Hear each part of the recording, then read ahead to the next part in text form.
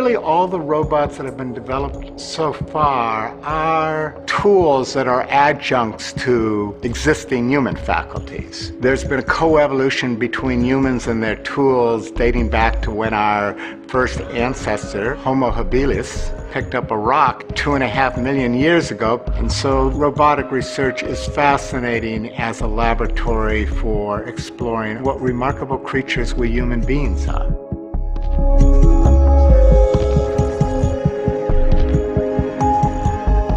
Certainly as a kid, I was always fascinated by robots. Robots and technology in general are an inevitable part of our culture.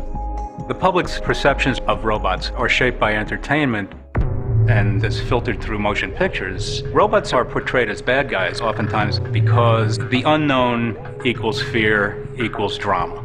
The classical fear with regard to robots in science fiction movies is that they're going to become smarter than us and therefore they will dominate us, control us, we'll become their slaves.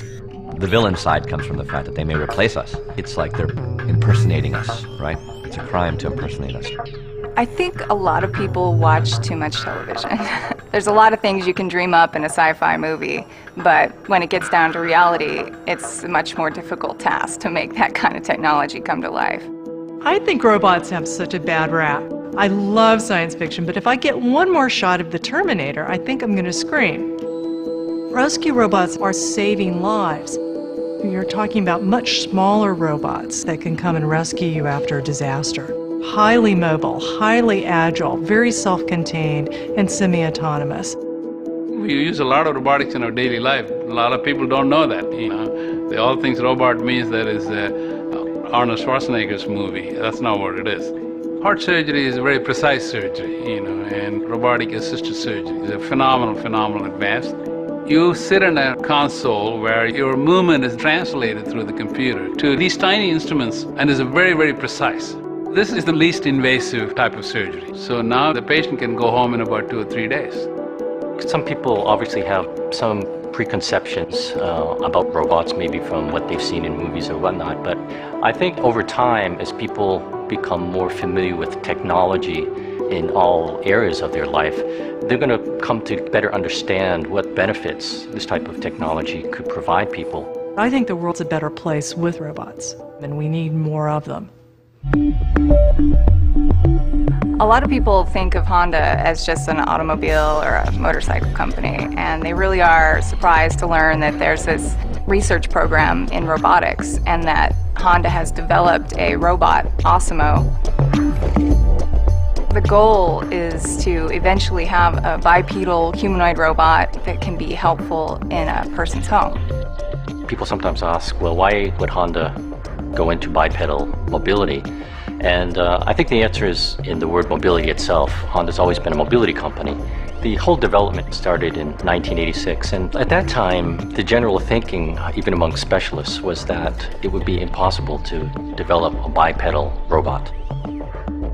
不可能にチャレンジしてみようということで、開発がスタートしたわけです。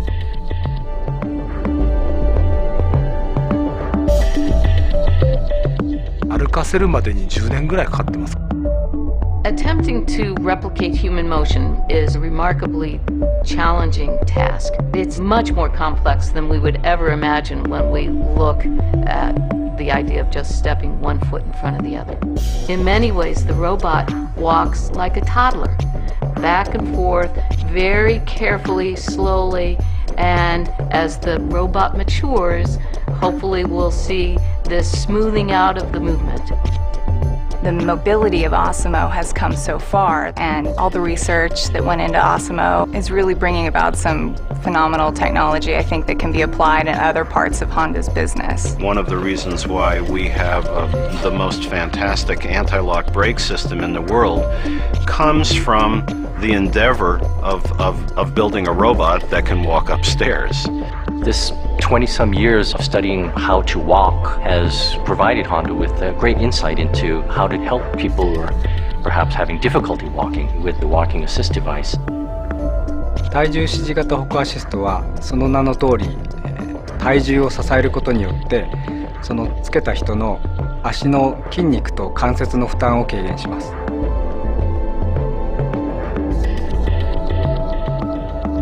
人の歩行をさまざまな角度で研究してます。でその中で得られたのがそれはですね、人と機械っていうのは人と人と同じように信頼関係が必要なんですね。In educating people about robots, one thing that we notice, and this has been pulled together by many studies by many people, sort of the animist fallacy. If it moves, you think it's alive. And many people think robots were just simply creepy. そこが克服できないと人と共存できないんだと思うんですね。で、例えば、人型のロボットでそれこそ人間と同じような顔の形、多分それは気持ち悪いというかちょっと恐怖だと思うんですね。The Japanese scientist Mori proposed something called the uncanny valley, and his basic proposition was that humans would feel more and more comfortable with a robot that has 2 legs and 2 arms versus one that has 20 arms. But when they got too close to being like humans, there was a significant drop-off in the comfort level with those robots. 私の場合、ロボットの研究というのを23年続けてきたんですけども、その時に非常に工夫したのは、例えば顔が特徴なんですね。目が見えるようで見えない、口があるようでない。から最後に、家の中で役立つロボットにするためには、そういったサイズの中にいろんな、培った伝送技術であるとかそういうものを全て、入れ込んで、小さいサイズで親しみのあるデザインで、そのロボットが、一歩を踏み出して歩かした瞬間、これが一番印象に残ってます。Honda's come a long way with Asimo, but there's still a long way to go. And now we're working on the artificial intelligence part of it, which is the next big hurdle. When Asimo becomes an autonomous entity walking around, engaging in all kinds of social interactions, what kind of faculties, what kind of sensors, what kind of systems of awareness would the robot have? And how will the robot evaluate new situations it encounters? What should the robot do? 私が考えますASIMOの存在というのはですね、やはり新しいものにチャレンジしていくというその一つの姿、それが一番大きかったんじゃないかと思うんですけど。I think ASIMO will serve as a very important stepping stone into the future. The realm of possibilities is always expanding. It's kind of like a mirror that we hold up to ourselves. Whatever robots turn out to be will largely be a function of us and the decisions we make. Part of the fascination with robots is just that. It's just another way of reflecting in a process of self-understanding, of trying to discern who we are.